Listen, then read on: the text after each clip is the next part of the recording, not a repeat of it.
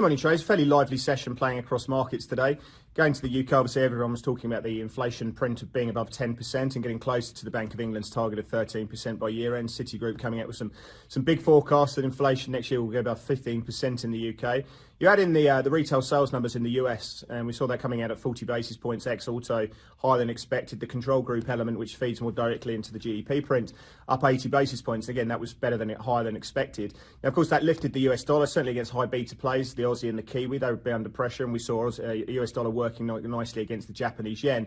Partly because we saw 2-year treasuries in the US moving from around 326 and their lows up to 337. So a big move playing through.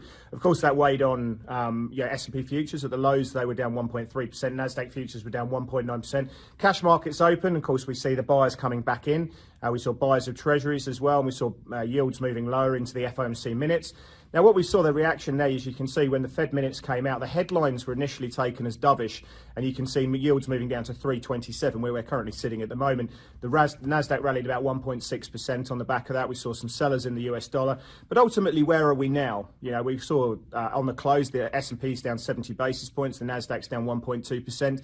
We've got 59 basis points being priced in for the September FOMC. Obviously, all eyes on Jackson Hole next week. I expect Powell to be purposely hawkish in the sense that he's going to give themselves maximum flexibility and optionality ahead of that CPI and non-farm payrolls print. We've seen twos trading into up 2 basis points at 327, 10s 289 up 9 basis points.